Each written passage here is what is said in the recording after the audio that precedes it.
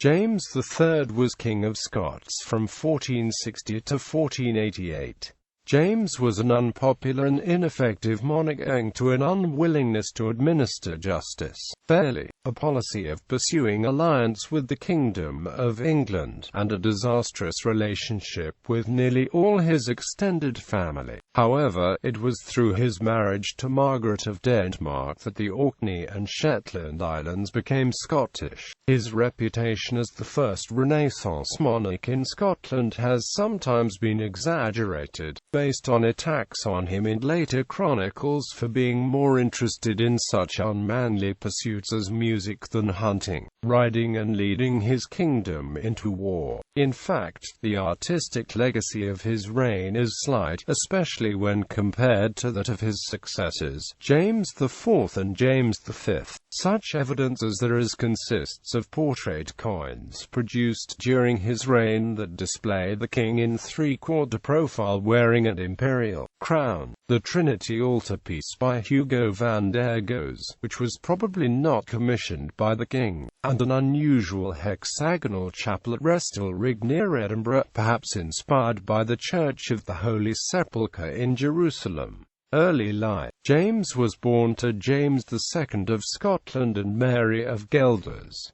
His exact date and place of birth have been a matter of debate. Claims were made that he was born in May 1452, or 10 of the 20th of July 1451. The place of birth was either Stirling Castle or the Castle of St Andrews, depending on the year. His most recent biographer, the historian Norman MacDougall, argued strongly for late May 1452 at St Andrews, Fife. He succeeded his father James II on the 3rd of August 1460 and was crowned at Kelso Abbey, Roxburghshire, a week later. During his childhood, the government was led by three successive factions: first the king's mother, Mary of Guelders, then James Kennedy, Bishop of St Andrews, and Gilbert, Lord Kennedy, then Robert, Lord Boyd.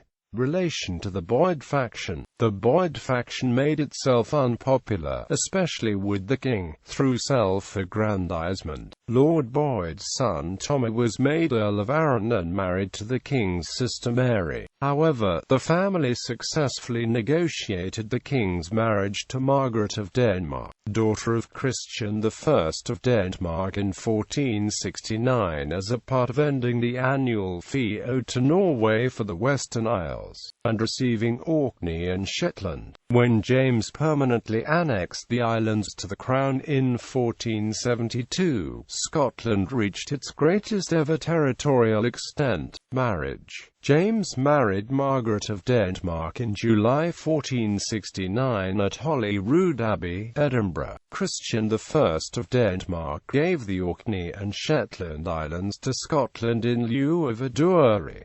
The marriage produced three sons: James IV of Scotland, James Stuart, Duke of Ross, John Stuart, Earl of Mar. Break with the Boyds.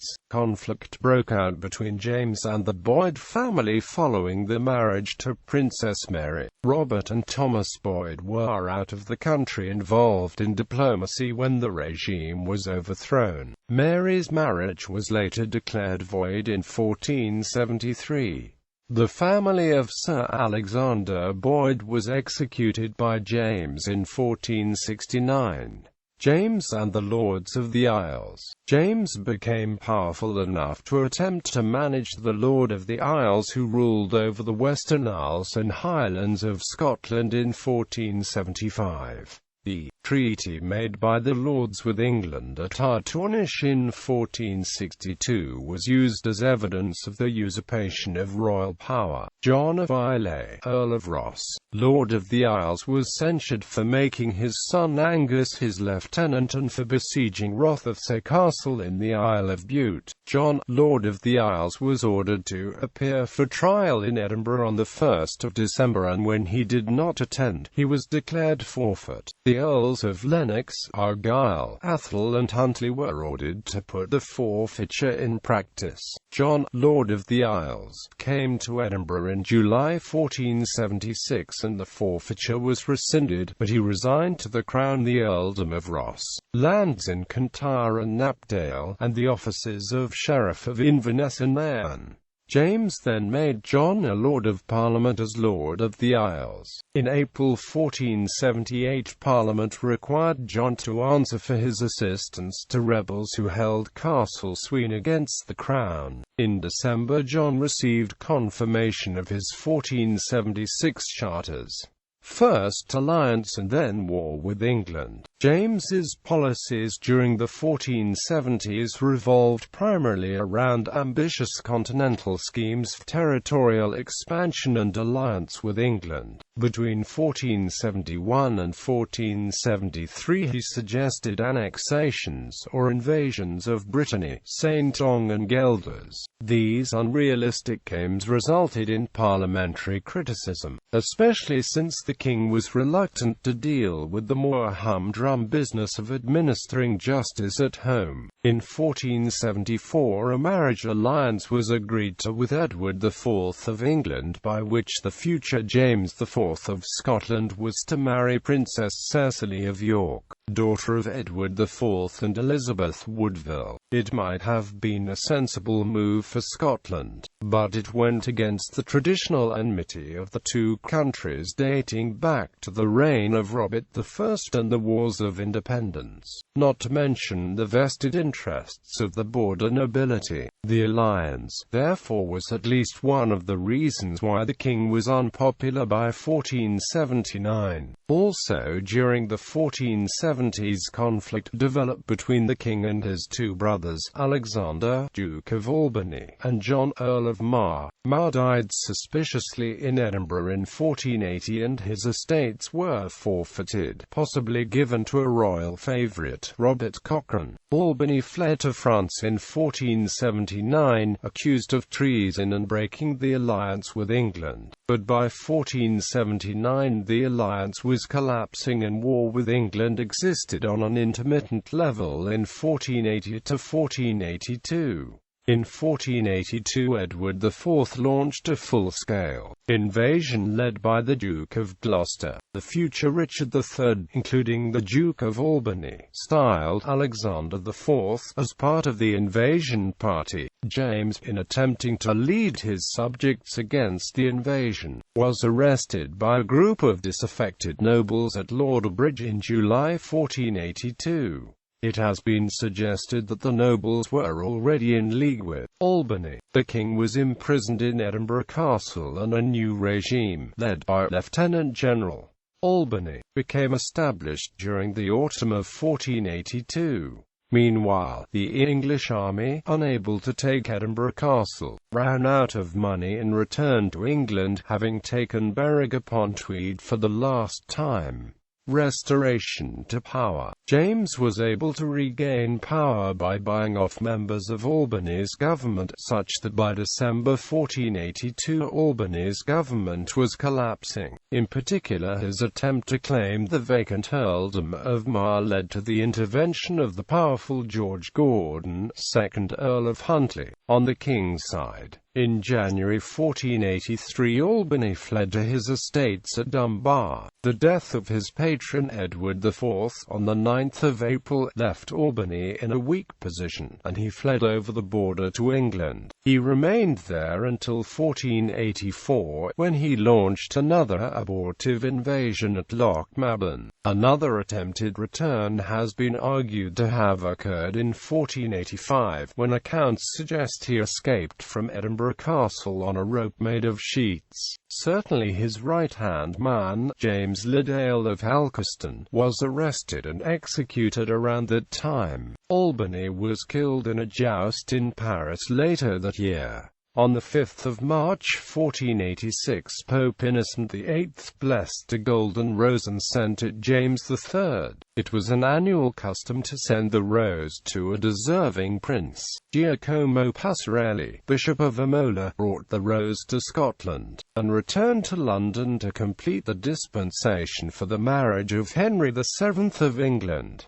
Death in battle. Despite a lucky escape in 1482, when he easily could have been murdered or executed in an attempt to bring his son to the throne, James did not reform his behavior during the 1480s. Obsessive attempts to secure alliance with England continued, although they made little sense given the prevailing politics. He continued to favor a group of familiars, unpopular with the more powerful magnates. He refused to travel for the implementation of justice and remained invariably resident in Edinburgh. He was also estranged from his wife Margaret of Denmark, who lived in Stirling, and increasingly his eldest son. He favored his second son instead. In January 1488, in Parliament, James tried to gain supporters by making his second son Duke of Ross and 4 lairds full Lords of Parliament. These allies were John Drummond of Cargill, made Lord Drummond; Robert Crichton of Sanquhar, made Lord Sanquhar; John Hay of Yester, made Lord Hay of Yester; and the knight William Ruthven, made Lord Ruthven. But opposition to James was led by the Earls of Angus and Argyll, and the Home and Hepburn families.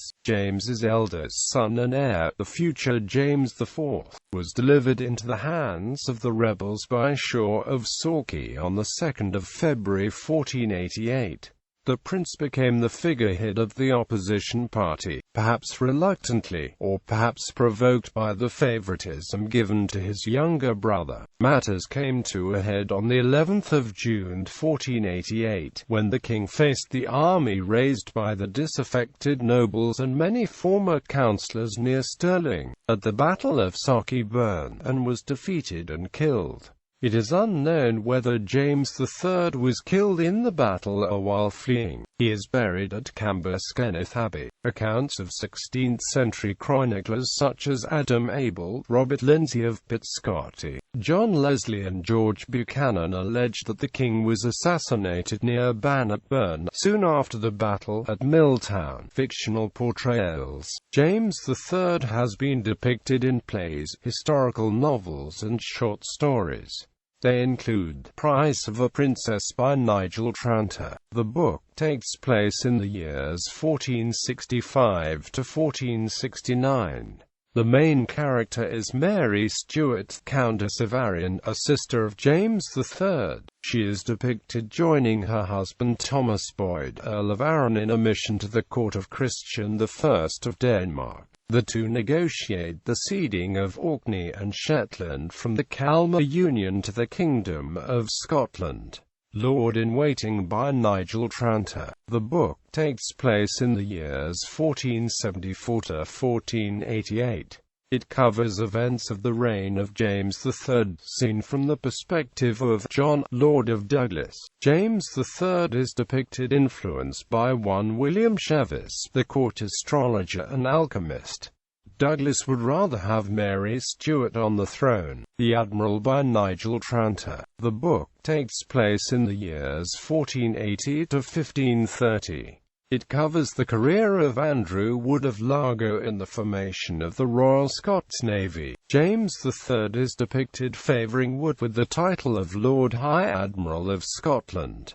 James III, The True Mirror by Rona Munro, a co-production between the National Theatre of Scotland, Edinburgh International Festival and the National Theatre of Great Britain. The James plays, James I, James II and James III, are a trio of history plays by Rona Munro. Each play stands alone as a vision of a country tussling with its past and future. This play concentrates on James' relationships with his wife Margaret, his court favourites and the powerful lords he has alienated. The Unicorn Hunt by Dorothy Dunnett. Volume 5 in the House of Nick Lowe series. To Lie with Lions by Dorothy Dunnett. Volume 6 in the House of Nick Lowe series. Gemini by Dorothy Dunnett. Volume 8 in the House of Nick Lowe series. Ancestors.